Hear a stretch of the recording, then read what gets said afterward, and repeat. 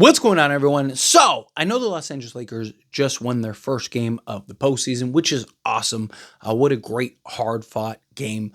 Very physical. This series, this matchup is going to be incredibly physical. Lakers did a much better job of not only protecting the paint, but closing out better, getting to shooters, right?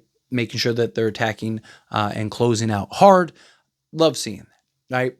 But Lakers desperately need some size.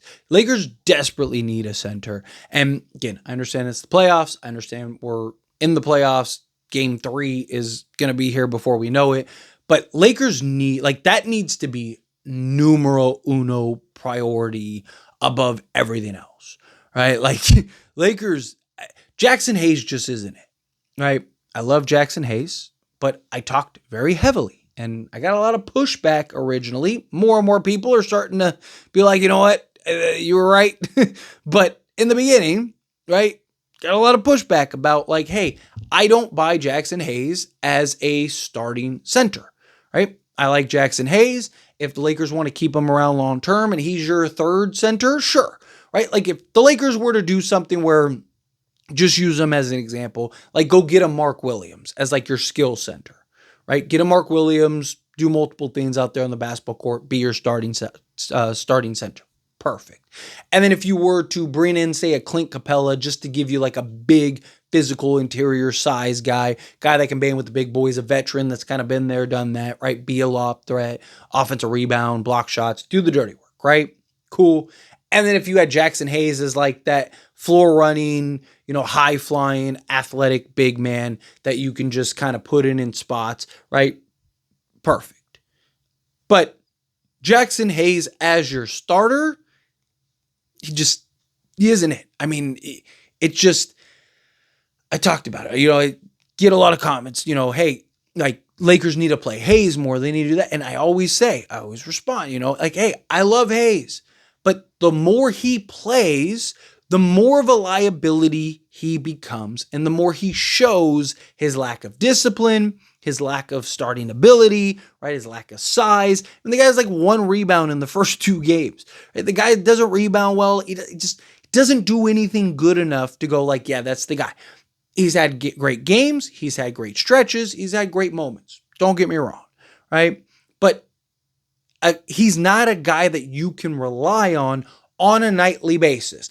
I wouldn't be shocked if Jaxson Hayes has a great game, in this Minnesota series or one of these other series or whatever, right? And you might get a better matchup, right? Lakers may end up playing, a Warriors team and Jaxson Hayes is just dominating them for a game or two, right? There could be a matchup here and there that Jaxson Hayes is just better utilized, but he's still going to lack discipline. He's still going to regularly give, offensive fouls and not properly set screens and have moving screens and just, make the poor decision, the inexperienced. And now you're putting him in a high pressure, high stakes situation and expecting him to not do the things that he does regularly in the regular season. Don't do that in the playoffs.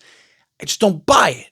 Right. And again, Jaxson Hayes, I think given the circumstances, you got to applaud him, right? He had to step up at a time when the Lakers just didn't have anybody, right? And so I do think given, you kind of make do with what you got type thing, right? Best of a bad situation type thing. I think Jaxson Hayes has done a fantastic job coming in and stepping in and playing the role. But that doesn't mean in the traditional sense of a set, he's not, right? He's Lakers are better with him off the court because he's a liability out there, right? And it sucks because that's really our only center. We have Alex Len, but Alex Len is worse than Jaxson Hayes, or at least he has been from what we've seen. So it's just Lakers have to, this offseason, I don't care if they win the championship. They could not lose another game the rest of the playoffs. They could go 16-0 in the postseason, counting the win that we saw last night, right? They could just run through the rest of the league and win a championship. And the second free agency starts or trading, probably going to be a trade. If the Lakers are going to get a center, it's probably going to be via trade and Nick Claxton, whatever. The second that they are eligible to do so, I really hope Rob Pelinka is on the phones, having a conversation, doing his due diligence, trying to get whoever and whatever you can get and give up whatever you have to give up in order to go get that center, right? I mean, obviously you don't want to like too overpay or greatly overpay for a center because you don't need some, you don't need a Joel Embiid out there, right? Like you just need somebody that can hold his own on the defensive side, not make the poor decisions that we're seeing Jaxson Hayes make, somebody that can be that lob threat for Luka, but also somebody that, when Luka's not on the court, isn't just like a complete liability and unplayable, right? I don't hate the idea of a Miles Turner or, again, bringing in like a Clint Capella or something like that. Clint Capella wouldn't be my favorite option, but I think he'd be cheap. He's a veteran. Kind of checks off most of the boxes. Still one of the best offensive rebounders in the league, right? A guy that give you an occasional block shot. But, ideally, I'd like to go get, can they get a Walker Kessler? Can they get a Mark Williams for a cheaper price? Can they get a Jalen Duren, right? Like, there's options out there. It's just, again, what are the costs? What are teams willing to give up? Again, do you look at like a Nick Claxton, Miles Turner? Miles Turner's not quite what, he's not a Luka center, but he's still probably the best center that's available, and his ability to be that interior presence as well as stretch the floor, knock down the three ball, I think would do wonders. We'll see what happens with Indiana. If Indiana ends up going far, maybe he sticks around with Indiana. I don't know. We'll see if, he goes to if Indiana goes to another conference finals, it looks like they're going to beat the Bucks, right? So there's options is my point, right? Regardless. But the biggest priority for the Lakers, championship or no championship, is to go get a center. It is like incredibly frustrating watching the Lakers because they have to work twice as hard. And it's one of the reasons why you saw them lose in game one.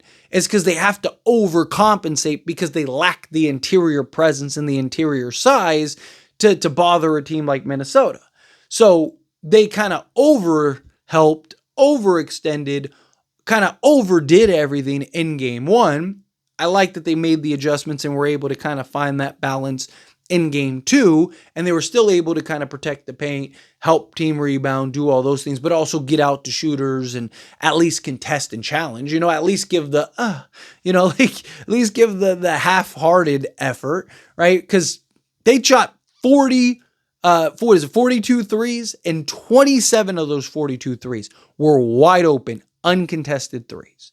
You're not winning a lot of games that way. They're still an NBA team. I know Minnesota isn't like the greatest three-point shooting team in the league, but they're still good enough, and they still have NBA players that can knock it down. So I did like that the Lakers did a much better job of getting out to shooters and whatnot. But again, the Lakers are a team that you just see they have to work so hard. Guys looked a little gas at the end of, or in the fourth quarter and towards the end of the game, right? Like, that breathing starts to get a little heavier, and you start looking at the team, and it's like they have to work twice as hard on defense. Their offense, they still are struggling offensively, and I don't think all of it is contributed to it, but I do think some of it is contributed to they just don't have the interior size. They don't have the personnel on the inside. It's why I wanted them to bring in a Trey Jamison. Yes, I don't think Trey Jamison would have been the be-all, end-all. I don't think it's like, oh, well, that's it. Lakers have all their problems solved with Trey Jamison. But he's still a 6'11", 270, just physical guy that can just bang with Rudy Gobert, that isn't a shy from the contact, that isn't going to get bullied and pushed around like Jaxson Hayes is. I mean, there's times in possession where Jaxson Hayes might as well not even be on the court.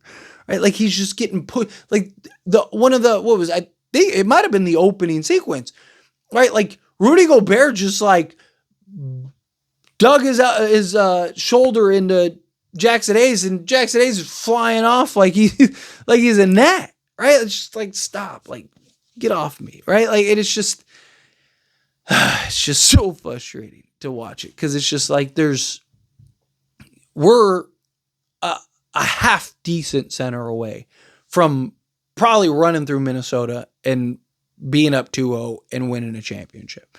Right? Not obviously you got to beat more than Minnesota, but you get my point, right? Like to really progress and expedite this. And it's just like in hindsight, it's like, man, I really wish like was Mark Williams physical really was it really that bad? Right? You couldn't have brought him in, right? Or maybe convinced them to take less. So there was no other path, huh? It's just they need a center. Like that is they've needed a center for years now. But you had the argument and justification because of Anthony Davis. It's like, well, AD, can play center. I get sure, okay. Well, now you don't have AD anymore, and now your only center is Jaxson Hayes, and it's not going to cut it, right? You need to figure out that center position. You need to figure out that center spot. But anyway, as always, this is a discussion. I pass a question on to you. Let me know your thoughts and opinions down in the comments below. What do you think? How do you feel? What are your thoughts? Do you agree with me? Disagree with me? Kind of mixed in the middle? However you feel, whatever your thoughts are. Either way, I'd love to hear it. So let me know down in the comments below. That being said, if you haven't liked this video, hit that like button. Helps me out. So we enjoy these types of videos, and I truly appreciate it. Not subscribe channel, hit that subscribe button. Turn on the bell notifications. Appreciate y'all. See you in the next one. Thank you.